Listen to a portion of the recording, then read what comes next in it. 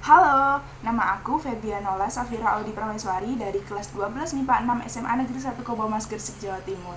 Nah, kali ini Febi akan bercerita tentang sebuah novel yang berjudul Mr. Newton. Wah, dari judul ceritanya aja sepertinya ke fisika-fisikaan ya. Tidak, tenang aja. Sebelum itu, biarkan Febi memperkenalkan identitas buku tersebut. Penulisnya yaitu Jurnila yang diterbitkan oleh CV Jejak, merupakan anggota IKPI. Cetakan pertama pada bulan Mei 2019. Nah, untuk ukurannya itu 175 halaman dan 4 kali 20 cm. Jadi kira-kira segini. Disclaimer, di sini Febi tidak menggunakan buku yang asli, maksudnya buku fisik, tapi menggunakan e-book yang Febi pinjam dari Ipusnas menggunakan aplikasinya. Nanti kalian bisa cek di Play Store atau App Store. Oke? Nah, langsung saja kita masuk ke ceritanya. Novel ini bercerita tentang kehidupan seorang remaja sekolah menengah atas yang diterpa berbagai masalah, mulai dari masalah keluarga hingga masalah percintaan. Berbeda dengan kebanyakan remaja pada umumnya, seorang gadis bernama Priska Larasati yang selalu memakai topeng di depan banyak orang akhirnya memperlihatkan dirinya yang sebenarnya pada seorang remaja bernama Newton Natheu.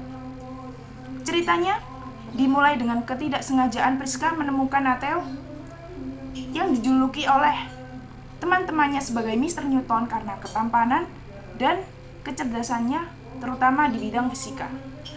Saat dia kembali ke kelasnya, Natheu bukan hanya dingin, tetapi dia juga sangat tidak peduli dengan lingkungannya. Priska memiliki seorang sahabat bernama Dante, yang akhir-akhir ini dia mengabaikan Priska karena menganggap Priska terlalu kekanak-kanakan untuk seorang anak SMA. Setibanya di rumah setelah pulang sekolah, dia dihadapkan oleh pilihan yang dilontarkan oleh papanya, antara ikut dengan papa atau ikut dengan mama. Lantaran orang tuanya memutuskan untuk segera berpisah. Priska hanya diam dan menatap langit dari jendela kamarnya. Seakan tak memiliki beban hidup, Priska memasuki gerbang sekolah dengan senyum yang mengembang dan begitu bersemangat. Dengan cara menggoda temannya biasa seperti celotehan-celotehan anak remaja.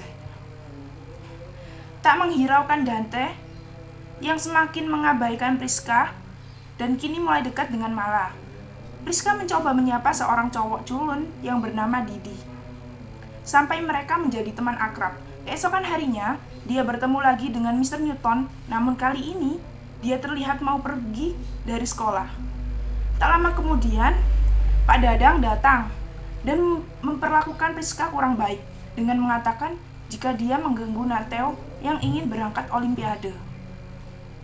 Namun, dia hanya bisa tersenyum tanpa mengambil hati ucapan gurunya tersebut dan memilih mencari Didi teman barunya.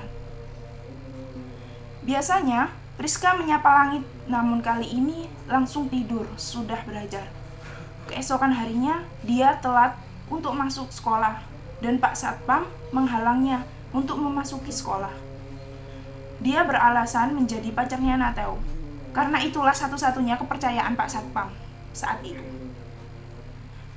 Hari ini, dia terselamatkan dengan bantuan Mr. Newton, meski tanpa berbicara padanya. Setelah kejadian tersebut, seakan tak habis lagi, Priska kembali ditanya tentang jawaban pertanyaan papanya yang membuatnya memilih ikut dengan papa setelah melaksanakan sholat. Kabar Priska mengaku menjadi pacarnya Natheu terdengar oleh Triple Y, yaitu Pinky, Jenny, dan Kenny, yang membuatnya dibully tanpa ada yang menolongnya sama sekali. Nah, Triple Y ini tuh semacam fanbase-nya Natheu gitu loh. Tahu kan? Lanjut, berbagai kejadian yang menerpa dirinya membuat Priska seakan tak memiliki siapa-siapa untuk menjadi dirinya sendiri. Dante yang semakin menjauh, pembulian dari Triple Y, perceraian orang tuanya, Hal itu membuatnya terganggu saat pembelajaran hingga dia diberi pekerjaan sendiri oleh gurunya. Didi mengantarkan Priska pada Ferdi untuk membantunya. Di sisi lain, Nateo kegirangan karena mantan pacarnya yaitu Lisa ingin kembali ke Indonesia setelah beberapa lama dari Amerika. Suatu hari, Priska tidak masuk sekolah karena menginap di rumah mamanya, yang membuat teman-temannya khawatir sehingga Dante mencarinya, namun Priska tidak ingin menemui siapapun dan menyuruh Bimina untuk tidak memberitahu temannya jika dia ada di dalam rumah. Sebelum Priska menginap di rumah mamanya, sore hari Priska mengikuti papanya yang berada di suatu restoran bersama perempuan seolah-olah mereka akan segera menikah. Hal ini membuat Priska sedih dan akhirnya dia lupa di mana dia berada. Priska segera menelpon Nateo agar dia dijemput. Nateo pun bergegas mencarikan lokasinya melalui ponsel Priska. Sampai di sini Priska merasa bersalah karena telah memilih papanya ketimbang mamanya. Nateo sudah mengungkapkan bahwa ia ingin mulai kembali hubungan bersama Lisa. Namun, apa yang diperbuat Lisa mengecewakan sekali. Elina, mama Nateo, belakangan ini dekat dengan Priska dan menginginkan agar mereka berdua dekat. Berbagai cara Elina mendekatkan keduanya dengan harapan Nateo dapat membuka hatinya kembali untuk cewek lain. Tanpa disadari, Nateo selalu ada saat Priska membutuhkannya. Hanya dia yang mana Priska memperlihatkan sisi dirinya sendiri. Malam hari, Adelia yang merupakan mama Priska mengaku bahwa alasan mama ingin bercerai dengan papanya karena mamanya sedang menderita penyakit parah dan sedang sekarat menunggu kematiannya, sehingga tak ingin merepotkan suaminya tersebut. Di sisi lain, Priska bertemu dengan papanya di restoran yang sama bersama seorang perempuan bernama Rina. Di sana, Dedi, papa Priska, mengaku juga bahwa dia memiliki penyakit yang sama parahnya, dan dia juga sekarat sama seperti mamanya. Seketika, air mata Priska terasa berat dan memutuskan untuk berlari jauh. Dalam sehari, dia mengetahui segalanya. Priska seakan-akan tak memiliki makna kehidupan lagi. Gerak Priska selalu diperhatikan oleh Nateo karena khawatir, sampai di mana Priska pergi ke danau untuk mengakhiri hidupnya. Namun terselamatkan karena diketahui oleh Nateo tersebut. Hari-hari Priska terasa gelap. Mama dan papanya secara bersamaan masih di rumah sakit dan memutuskan untuk rujuk demi satu-satunya putri mereka, yaitu Priska.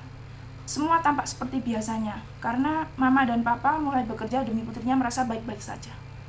Sesampainya Priska di depan gerbang sekolah, Priska tiba-tiba larut dalam narasinya sendiri yang mengungkapkan awal dia masuk sekolah dan diantar oleh mama papanya. Seketika gadis tersebut meneteskan air matanya. Nateo yang melihat itu langsung menarik tangan Priska dan memeluknya.